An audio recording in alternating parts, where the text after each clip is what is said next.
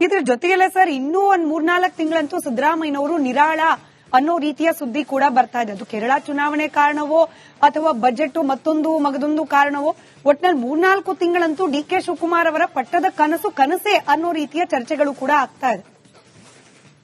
ನೋಡಿ, ಮೊದಲು 2.5 ವರ್ಷ ಅಟ್ಲೀಸ್ಟ್ ಒಂದು ಭರವಸೆ ಇಟ್ಕೊಂಡಿದ್ರು ಈ ಡಿ.ಕೆ. ಶಿವಕುಮಾರ್. ನಾನು ಮಾಡಿದ ಪರಿಶ್ರಮಕ್ಕೆ, ಪಕ್ಷಕ್ಕಾಗಿ, ಸರ್ಕಾರಕ್ಕಾಗಿ ನಾನು ದುಡಿದಿರೋದಕ್ಕೆ ಪ್ರತಿಫಲ ಸಿಗಬಹುದು. ಯಾಕಂದ್ರೆ ಹೈಕಮಾಂಡ್ ನನಗೆ ಆತರ ಒಂದು ಭರವಸೆ ಕೊಟ್ಟಿತ್ತು, ನಮ್ಮಿಬ್ಬರ ನಡುವೆ ಆತರ ಒಂದು ಒಳ ಒಪ್ಪಂದ ಮಾಡ್ಕೊಂಡಿತ್ತು ಅನ್ನೋ ಆ ಆಸೆಯೊಂದಿಗೆ ಅವ್ರು ಇಲ್ಲಿವರೆಗೂ ಸಾಗ್ ಬಂದ್ರು. ಎಲ್ಲೂ ಕೂಡ ತಮ್ಮ ಅತೃಪ್ತಿಯನ್ನು ಬಹಿರಂಗವಾಗಿ ಪ್ರಕಟಿಸಲಿಲ್ಲ. ಇನ್ನು ಮುಂದೆ ಈ ಅತೃಪ್ತ ಡಿ.ಕೆ. ಶಿವಕುಮಾರ್ ಮತ್ತು ಅವ್ರ ಬೆಂಬಲಿಗರು ಇಟ್ಕೊಂಡು ಸರ್ಕಾರ ನಡೆಸೋದು ಅಷ್ಟು ಸರಾಗವಾಗುತ್ತಾ? ಇಲ್ಲಿವರೆಗೂ ಹಾಗೂ ಹೀಗೂ ಅವರು ಕೈ ಜೋಡ್ ಒಳ್ಳೆದ ಮನಸ್ಸಿನಿಂದ ಆದ್ರೂ ಕೂಡ ಉತ್ಸಾಹದಿಂದನೇ ಕೆಲಸ ಮಾಡಿದ್ರು. ಡಿ.ಕೆ. ಶಿವಕುಮಾರ್ ಮತ್ತು ಅವ್ರ ಬೆಂಬಲಿಗ ಶಾಸಕರೆಲ್ಲ ಸಂಪೂರ್ಣ ಮನಪೂರ್ವಕವಾಗಿ ಸರ್ಕಾರ ಕೊಡ್ತಾ ಬಂದ್ರು, ಯಾವುದೋ ಒಂದು ಆಸೆ ಇಟ್ಕೊಂಡ್ಬಿಟ್ಟು. ಇದೀಗ ಅವ್ರನ್ನ ನೀವು ಭ್ರಮನಿರಸನಕ್ಕೆ ದೂಡ್ಬಿಟ್ಟು ಸಾರ್ವಜನಿಕವಾಗಿ ಈ ತರ ಅವ್ರಿಗೆ ಅವಮಾನ ಅವಹೇಳನ ಆಗೋ ರೀತಿಯಲ್ಲಿ ನಡೆಸ್ಕೊಂಡ್ಮೇಲೆ, ಅದು ನಿನ್ನೆ ಈ ಪ್ರಕ್ರಿಯೆ ಇದೆಯಲ್ಲ, ಕೇವಲ ಸಿದ್ದರಾಮಯ್ಯನವ್ರು ಮಾತ್ರ ವರ್ಕಿಂಗ್ ಕಮಿಟಿ ಮೀಟಿಂಗ್ ಆಹ್ವಾನಿಸಿರೋದು, ಇವ್ರನ್ನ ಹೊರಗಿಟ್ಟಿರೋದು, ಇದು ಘೋರವಾದ ಮುಖಭಂಗ. ಶಿವಕುಮಾರ್ ಅವ್ರಿಗೆ ಪ್ರಜ್ಞಾಪೂರ್ವಕವಾಗಿ ಹೈಕಮಾಂಡ್ ಮಾಡಿರೋ ಅವಮಾನ, ಅದನ್ನೂ ಜೀರ್ಣಿಸ್ಕೊಂಡು ಅವ್ರು ಸುಮ್ಮನೆ ಆಗಿರ್ಲಿ, ಶಿಸ್ತಿನ ಸಿಪಾಯಿ ತರ ಇರ್ಲಿ ಅಂತಂದ್ರೆ ಪ್ರತಿಯೊಬ್ಬ ವ್ಯಕ್ತಿಗೂ ತಂದೆ, ರಾಜಕಾರಣಿಗಳಿಗೂ ಕೂಡ, ವೃತ್ತಿ ರಾಜಕಾರಣಿಗಳಿಗೂ ಕೂಡ ತಮ್ಮದೇ ಆದ ಒಂದು ಸ್ವಾಭಿಮಾನ, ಆತ್ಮಗೌರವ ಅನ್ನೋದಿರುತ್ತೆ. ಅವರು ಕೂಡ ಒಂದು ದೊಡ್ಡ ಸಮುದಾಯವನ್ನ ಪ್ರತಿನಿಧಿಸ್ತಾರೆ. ಅಷ್ಟೇ ಅಲ್ಲ, ಕಾಂಗ್ರೆಸ್ ಪಕ್ಷಕ್ಕೆ ಸುಮಾರು 45 ವರ್ಷಗಳಿಂದ ಅಚಲವಾದ ನಿಷ್ಠೆ ತೋರಿಸ್ತಾ ಬಂದಿದ್ದಾರೆ. ಕೇವಲ ಕರ್ನಾಟಕ ಮಾತ್ರವಲ್ಲ, ಇತರ ರಾಜ್ಯಗಳ ಕಾಂಗ್ರೆಸ್ ಸಂಕಷ್ಟದಲ್ಲಿದ್ದಾಗಲೂ ಕೂಡ ಆ ಜವಾಬ್ದಾರಿ ನಿರ್ವಹಿಸ್ಲಿಕ್ಕೆ ಹೋಗ್ಬಿಟ್ಟು ದೊಡ್ಡ ಭಾರಿ ಅಪಾಯವನ್ನು ಎದುರಿಸಬೇಕಾಗಿ ಬಂತು, ಘೋರವಾದ ಅವಮಾನವನ್ನು ಅನುಭವಿಸಬೇಕಾಗಿ ಬಂತು, ಜೈಲುವಾಸ ಕೂಡ ಮಾಡಬೇಕಾಗಿ ಬಂತು. ಇಷ್ಟೆಲ್ಲ ವೈವಿಧ್ಯಮಯ ರೀತಿಯಲ್ಲಿ ಕಾಂಗ್ರೆಸ್ ಪಕ್ಷಕ್ಕೆ ತನ್ನದೇ ಆದ ಕೊಡುಗೆ ಕೊಟ್ಟಿರೋ ನಾಯಕನನ್ನ ಯಾಕೆ ಅವ್ರನ್ನ ಅದ್ರ ಬದಲು 2023 ಹೇಳ್ಬೇಕಾಗಿತ್ತು. ಯಾವ ಒಪ್ಪಂದನೂ ಇಲ್ಲ. 5 ವರ್ಷ ಸಿದ್ದರಾಮಯ್ಯನವ್ರಿಗೆ ನಿರಾಯಾಸವಾಗಿ ಅಧಿಕಾರ ಬಿಟ್ಕೊಡಿ, ನೀವು ಸಹಕರಿಸಿ ಅಂತ ಹೇಳ್ಬಿಟ್ಟಿದ್ರೆ ಅವ್ರು ತಮ್ಮ ದಾರಿ ತಾವು ನೋಡ್ಕೊಳ್ತಾ ಇದ್ರು. ಬಹುಶಃ ಒಪ್ತಿದ್ರೇನೋ, ಯಾವುದೇ ರೀತಿ ಒಪ್ಪಂದ ಆಗದೆ ಹೋಗಿದ್ರೆ, ಹುಸಿ ಆಶ್ವಾಸನೆ ಕೊಡದೇ ಇದ್ರೆ ಅವರು ಕೂಡ ಯಾವ ನಿರೀಕ್ಷೆ ಇಟ್ಕೊಳ್ತಿರ್ಲಿಲ್ಲ. ಅವ್ರಿಗೆ ನಿರೀಕ್ಷೆ ಇಟ್ಕೊಂಡು 2.5 ವರ್ಷ ಅವ್ರನ್ನ ಎಲ್ಲಾ ರೀತಿಯಲ್ಲಿ ಬಳಸ್ಕೊಂಡಿದ್ರಿ.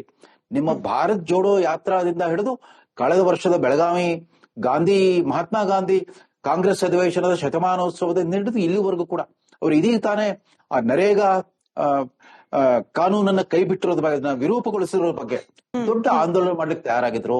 100 ಕಾಂಗ್ರೆಸ್ ಭವನಗಳನ್ನು ನಿರ್ಮಾಣ ಮಾಡ್ಲಿಕ್ಕೆ ಒಂದು ನೀಲನಕ್ಷೆ ತಯಾರಿಸಿದ್ರು. ಪ್ರದೇಶ ಕಾಂಗ್ರೆಸ್ ಅಧ್ಯಕ್ಷರಾಗೂ ಮತ್ತು ಮಂತ್ರಿ ಆಗು ಕೂಡ ಸರ್ಕಾರಕ್ಕೆ ಅನುಕೂಲ, ಸರ್ಕಾರದ ಬಲಪಡಿಸೋದಕ್ಕೆ ಏನೇನ್ ಬೇಕು ಎಲ್ಲ ಮಾಡ್ತಾ ಹೊರಟಿದ್ರು. ಅವ್ರನ್ನ ನೀವು ಈ ರೀತಿ ಮುಖಭಂಗ ಮಾಡ್ಬಿಟ್ಟು ಇನ್ನು ಮುಂದೆ ಅದೇ ತರ ಸಹಕರಿಸಲಿ ಅಂತ ನಿರೀಕ್ಷಿಸೋದು ಬಹಳ ಅಸಾಧ್ಯವಾದ. ಈ ಅಸಮಾಧಾನವನ್ನ ಮಲ್ಲಿಕಾರ್ಜುನ್ ಖರ್ಗೆ ಅವರ ಮುಂದೆ ತೋಡ್ಕೊಂಡಿದ್ದಾರೆ ಅನ್ನೋ ಮಾಹಿತಿ ಇದೆ ಸರ್. ಅದಕ್ಕೆ ಸಂಬಂಧಪಟ್ಟಂತೆ ಒಂದು ಬ್ರೇಕಿಂಗ್ ಇದೆ, ದಯಮಾಡಿ ಸಂಪರ್ಕದಲ್ಲಿ. ಡಿ.ಕೆ. ಶಿವಕುಮಾರ್ ಅವರಿಗೆ ಈ CWC ಸಭೆಗೆ ಆಹ್ವಾನ ಕೊಟ್ಟಿಲ್ಲ ಅನ್ನೋ ವಿಚಾರ, ದೆಹಲಿಗೆ ಹೋದ ಸಂದರ್ಭದಲ್ಲಿ ಮಲ್ಲಿಕಾರ್ಜುನ್ ಖರ್ಗೆ ಅವರನ್ನ ಭೇಟಿ ಮಾಡಿ ಮಾತುಕತೆಯನ್ನ ನಡೆಸಿದ್ದಾರೆ ಡಿ.ಕೆ. ಶಿವಕುಮಾರ್ ಅವರು. ಈ ಮುಖ್ಯಮಂತ್ರಿ ಪಟ್ಟದ ವಿಚಾರದಲ್ಲಿ, ಅಧಿಕಾರ ಹಸ್ತಾಂತರದ ವಿಚಾರದಲ್ಲಿ, ಕೊಟ್ಟ ಮಾತಿಗೆ ಬದ್ಧರಾಗಿರುವ ವಿಚಾರದಲ್ಲಿ ಕಾಂಗ್ರೆಸ್ ಹೈಕಮಾಂಡ್ ಅನುಸರಿಸ್ತಾ ಇರುವ ಈ ಧೋರಣೆ ಸಹಜವಾಗಿ ಡಿ.ಕೆ. ಶಿವಕುಮಾರ್ ಅವರಿಗೆ ಬೇಸರ ತಂದಿರಲಿಕ್ಕೆ ಸಾಧ್ಯ. ನಾಳಿನ CWC ಸಭೆಗೆ ಡಿ.ಕೆ. ಶಿವಕುಮಾರ್ ಅವರಿಗೆ ಆಹ್ವಾನ ಕೊಟ್ಟಿಲ್ಲ. ಕೆಪಿಸಿಸಿ ಹಾಗೆ ಎಐಸಿಸಿ ಅಧ್ಯಕ್ಷರು 30 ನಿಮಿಷಗಳ ಕಾಲ ಚರ್ಚೆ ನಡೆಸಿದ್ದಾರೆ. ಸಿಎಂ ಪಟ್ಟಕ್ಕಾಗಿ ಕಾದು ಒಂದು ಅರ್ಥದಲ್ಲಿ ಸುಸ್ತಾಗಿ ಹೋಗಿದ್ದಾರೆ ಡಿಸಿಎಂ. ಖರ್ಗೆ ಭೇಟಿ ಸಂದರ್ಭದಲ್ಲಿ ಅಸಮಾಧಾನವನ್ನ ಹಾಗಾದ್ರೆ ಹೊರಹಾಕಿದ್ರ ಡಿ.ಕೆ. ಶಿವಕುಮಾರ್ ಅವರು? ರಾಹುಲ್ ಗಾಂಧಿ ಅವರನ್ನ ಯಾವಾಗ ಭೇಟಿ ಮಾಡಿಸ್ತೀರಾ? ಅವಶ್ಯಕತೆ ಇದ್ರೆ ನಾನು ದೆಹಲಿಗೆ ಬರ್ತೇನೆ ಅಂತ ಹೇಳಿ ಮಲ್ಲಿಕಾರ್ಜುನ್ ಖರ್ಗೆ ಅವರ ಬಳಿಯಲ್ಲಿ ಮಾತನಾಡಿದ್ದಾರೆ ಡಿ.ಕೆ. ಶಿವಕುಮಾರ್ ಅವರು ಅನ್ನೋ ಮಾಹಿತಿ ಇದೆ. ಇಡೀ ದೇಶದಲ್ಲಿ ತೋರಿಸಬೇಕಾಗಿದೆ. ಆ ವಿಚಾರದಲ್ಲಿ ನನ್ನ ಅಭಿಪ್ರಾಯಗಳನ್ನು ಅಧ್ಯಕ್ಷರಿಗೆ ನಾನು ತಿಳಿಸಿದ್ದೇನೆ. ರಾಜ್ಯದ ಅಧ್ಯಕ್ಷನಾಗಿ ರಾಷ್ಟ್ರೀಯ ಅಧ್ಯಕ್ಷರಿಗೆ ಏನ್ ವಿಚಾರ ಆಗಬೇಕು ಅಂತ ನಾವು ತಿಳಿಸಿದ್ದೇವೆ. ಅಷ್ಟು ಬಿಟ್ಟರೆ ಬೇರೆ ಯಾವ ನಾನು ಕರೆದ್ರೆ ಹೋಗ್ತೀನಿ. ನಾನಂತೂ ಇಲ್ಲಿ ಸರ್ ಸಿಎಂಗೆ ಆಹ್ವಾನ ಕೊಟ್ಟಿದ್ದಾರೆ ಅಂತ ಸರ್ ಇರ್ಬೋದು, ತಿಳಿದಿದೆ.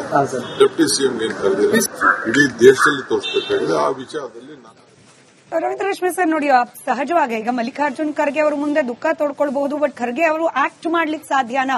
ಖರ್ಗೆ ಅವರು ನಿರ್ಧಾರವನ್ನ ತೆಗೆದುಕೊಳ್ಳಲಿಕ್ಕೆ ಅಥವಾ ಘೋಷಿಸ್ಲಿಕ್ಕೆ ಸಾಧ್ಯನಾ ಅನ್ನೋ ಸಹಜ ಪ್ರಶ್ನೆ ಬಂದ್ಬಿಡುತ್ತೆ. ಖರ್ಗೆ ಅವರು ಯಾವತ್ತೂ ಕೂಡ ತಮ್ಮ 60 ವರ್ಷಗಳ ರಾಜಕೀಯ ಬದುಕಿನಲ್ಲಿ ಕಾಂಗ್ರೆಸ್ ಹೈಕಮಾಂಡಿನ ವಿರುದ್ಧ ಅಂದ್ರೆ ಇಂದಿರಾ ಗಾಂಧಿ ಪರಿವಾರದ ವಿರುದ್ಧ ಯಾವುದೇ ಸ್ವತಂತ್ರ ಅಭಿಪ್ರಾಯವನ್ನ ಪ್ರಕಟಿಸೋರಲ್ಲ. ತಮ್ಮ ಮನಸ್ಸಲ್ಲಿರೋದನ್ನ ಅವ್ರ ಮೇಲೆ ಹೇರುವಂತ ದುಸ್ಸಾಹಸ ಕೈ ಹಾಕ್ತಾರೋ ಎಲ್ಲ. ಅಷ್ಟ್ರ ಮಟ್ಟಿಗೆ ಒಂದ್ ರೀತಿ ಅವ್ರು ಹೇಳ್ಬಾರ್ದು, ಈ ಪದ ಬಳಸಬಾರ್ದು, ಗೊತ್ತು ಗುಲಾಮ್ ನಿಷ್ಠೆ ತೋರೋದ್ರ, ಆ ಗುಲಾಮ್ ನಿಷ್ಠೆ ಅನ್ನೋ ಒಂದು ಪರಿಕಲ್ಪನೆ ಅವ್ರು ಸಾಗ್ ಬಂದ್ಬಿಟ್ಟಿದ್ದಾರೆ. ಅವ್ರು ಬೆಳೆದಿರೋದು ಹಾಗೆ. ಯಾಕಂತಂದ್ರೆ ಅವ್ರು ಯಾವತ್ತೂ ಕೂಡ ಸಿದ್ದರಾಮಯ್ಯ, ಡಿ ಕೆ ಶಿವಕುಮಾರ್ ತರ ಜಿದ್ದಾಜಿದ್ದಿ ಮಾಡ್ಬಿಟ್ಟು ನನಗೆ ಇಂಥದ್ದೇ ಸ್ಥಾನ ಮಾಡ್ಬೇಕು ಅಂತ ಏನಿಲ್ಲ, ಇಂಥದ್ದೇ ಸ್ಥಾನ ಬೇಕು ಅಂತ ಬಡದಾಡೋರಲ್ಲ. ಅವರು ಪಾಲಿಗೆ ಬಂದಿದ್ದ ಪಂಚಾಮೃತ ಅಂತ ಎಲ್ಲವನ್ನೂ ಸ್ವೀಕರಿಸ್ತಾ ಬಂದಿದ್ದಾರೆ. ನೀವು 10 ವರ್ಷ ಸತತವಾಗಿ 10 ಚುನಾವಣೆಗಳನ್ನ ಗೆದ್ದು ವಿಧಾನಸಭೆ ಪ್ರವೇಶದ ಖರ್ಗೆ ಅವರನ್ನ, ಇದಕ್ಕಿಂತ ನೀವು ಕರ್ನಾಟಕ ಪಾಲಿಟಿಕ್ಸ್ ಸಾಕು, ದಿಲ್ಲಿಗೆ ಹೋಗ್ರಿ ಅಂದ್ರೆ ಆಯ್ತು ಹೋಗ್ತೇನೆ ಅಂತ ಅಲ್ಲೂ ಹೋದ್ರು. ಅಲ್ಲಿ ಲೋಕಸಭೆ ಗೆದ್ದು ಹೋಗಿ ಕಾನೂನು ಸಚಿವರಾಗ್ಬಿಟ್ಟು ಆ UPA ಸರ್ಕಾರಕ್ಕೆ ಒಳ್ಳೆ ಹೆಸರು ಬರೋ ರೀತಿಯಲ್ಲಿ ಕೆಲಸ ಮಾಡಿದ್ರು. One of the best labour ministers ತಾನು ಅನ್ನೋ ರೀತಿಯಲ್ಲಿ ತೋರಿಸಿದ್ರು. ಜೊತೆಗೆ ಕಾಂಗ್ರೆಸ್ 2014 ಹೀನಾವಾಗಿ ಸೋತು 44 ಸೀಟ್ ಇಳಿದಾಗ ಸದನದ ನಾಯಕನಾಗ್ಬಿಟ್ಟು ಅಧಿಕೃತ ವಿರೋಧ ಪಕ್ಷ ಸ್ಥಾನ ಸಿಕ್ಕಿರಲಿಲ್ಲ. ಆಗ್ಲೂ ಕೂಡ ತಮಗೆ ವಹಿಸಿದ ಕರ್ತವ್ಯವನ್ನ ಸಮರ್ಥವಾಗಿ ನಿಭಾಯಿಸಿದ್ರು. ಅವ್ರಿಗೆ ಹಿಂದಿ ಉರ್ದು ಭಾಷೆಯಲ್ಲಿ ಸಾಕಷ್ಟು ಪರಿಣಿತಿ ಇರೋದ್ರಿಂದ, ಅವರು ಹೈದರಾಬಾದ್ ಕರ್ನಾಟಕದವರಾಗಿದ್ರಿಂದ ಅಲ್ಲಿ ನಮಗ್ ಮೊದಲೇ ಬಾರಿಗೆ ಅವರ ಸಂಸದೀಯ ವಾಕ್ಪಟುತ್ವ ಎಂತದ್ದು ನಮ್ಗೆಲ್ರಿಗೂ ಗೊತ್ತಾಯ್ತು. ಈಗ ರಾಜ್ಯಸಭೆಯಲ್ಲೂ ಅಷ್ಟೇ ಸಾಕಷ್ಟು ಪರಿಣಾಮಕಾರಿ ಕೆಲಸ ಮಾಡ್ತಿದ್ದಾರೆ. ಆದ್ರೆ ಕರ್ನಾಟಕದ ಮುಖ್ಯಮಂತ್ರಿ ಪದವಿಯ ಬಿಕ್ಕಟ್ಟನ್ನು ಬಗೆಹರಿಸೋದ್ರಲ್ಲಿ ಅವ್ರಿಗೊಂದ್ ಸ್ವಲ್ಪ ಯಾಕೆ ಮುಜುಗರ ಅಂತಂದ್ರೆ, ಸ್ವತಃ ಅವ್ರ ಮಗನೇ ಈಗಾಗಲೇ 2ನೇ ಅವಧಿಗೆ ಮಂತ್ರಿ ಆಗಿದ್ದಾರೆ, ಕ್ಯಾಬಿನೆಟ್ ಸಚಿವರಾಗಿದ್ದಾರೆ. ಮತ್ ಆಗ್ಲೇ ಇದುವರೆಗೂ ಯುವನಾಯಕ ಅಂತ ಇದ್ವಿ, ಆತ ಕೂಡ ಮಧ್ಯವಯಸ್ಕನಾಗಿದ್ದಾನೆ.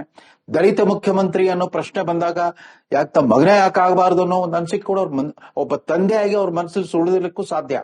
ಹೀಗಾಗಿ ಈ ವಿಚಾರದಲ್ಲಿ ಇಂಥದ್ದೇ ನಿರ್ಣಯ ಅಂತ ಹೇಳ್ಕೊಳಕ್ ಅವ್ರಿಗೂ ಕಷ್ಟ ಆಗ್ತಾ ಇರ್ಬೋದು, ನೈತಿಕವಾಗಿ ಕಷ್ಟ ಆಗ್ತಾ ಇರ್ಬೋದು ಖರ್ಗೆ ಅವ್ರಿಗೆ.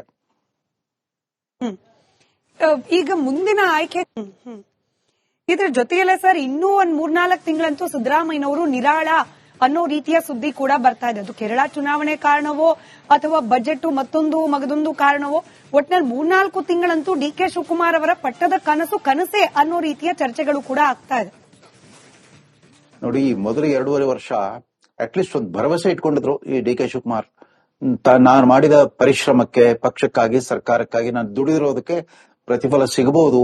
ಯಾಕಂದ್ರೆ ಹೈಕಮಾಂಡ್ ನನಗೆ ಆತರ ಒಂದು ಭರವಸೆ ಕೊಟ್ಟಿತ್ತು, ನಮ್ಮಿಬ್ಬರ ನಡುವೆ ಆತರ ಒಂದು ಒಳ ಒಪ್ಪಂದ ಮಾಡ್ಕೊಂಡಿತ್ತನ್ನೋ ಆ ಆಸೆಯೊಂದಿಗೆ ಅವ್ರು ಇಲ್ಲಿವರೆಗೂ ಸಾಗ್ ಬಂದ್ರು.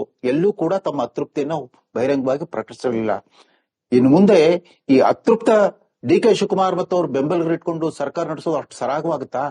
ಇಲ್ಲಿವರೆಗೂ ಹಾಗೂ ಹೀಗೂ ಅವರು ಕೈ ಒಳ್ಳೆದ ಮನಸ್ಸಿನಿಂದ ಆದ್ರೂ ಕೂಡ ಉತ್ಸಾಹದಿಂದನೇ ಕೆಲಸ ಮಾಡಿದ್ರು.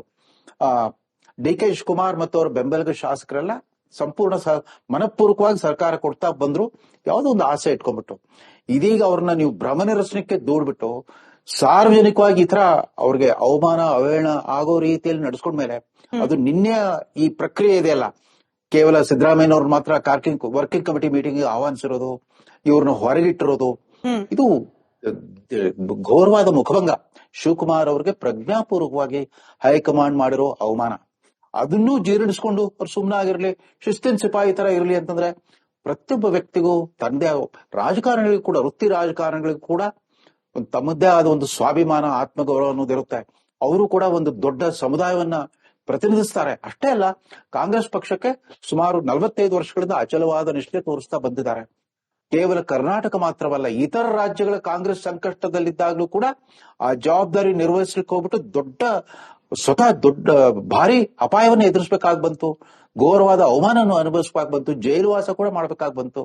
ಇಷ್ಟೆಲ್ಲ ವೈವಿಧ್ಯಮಯ ರೀತಿಯಲ್ಲಿ ಕಾಂಗ್ರೆಸ್ ಪಕ್ಷಕ್ಕೆ ತನ್ನದೇ ಆದ ಕೊಡುಗೆ ಕೊಟ್ಟಿರೋ ನಾಯಕನನ್ನ ಯಾಕೆ ಅವ್ರನ್ನ ಅದ್ರ ಬದಲು 2023 ಹೇಳ್ಬೇಕಾಗಿತ್ತು. ಯಾವ ಒಪ್ಪಂದನೂ ಇಲ್ಲ, 5 ವರ್ಷ ಸಿದ್ದರಾಮಯ್ಯನವ್ರಿಗೆ ನಿರಾಯಾಸವಾಗಿ ಅಧಿಕಾರ ಬಿಟ್ಕೊಡಿ, ನೀವು ಸಹಕರಿಸಿ ಅಂತ ಹೇಳ್ಬಿಟ್ಟಿದ್ರೆ ಅವ್ರು ತಮ್ಮ ದಾರಿ ತಾವು ನೋಡ್ಕೊಳ್ತಾ ಇದ್ರು.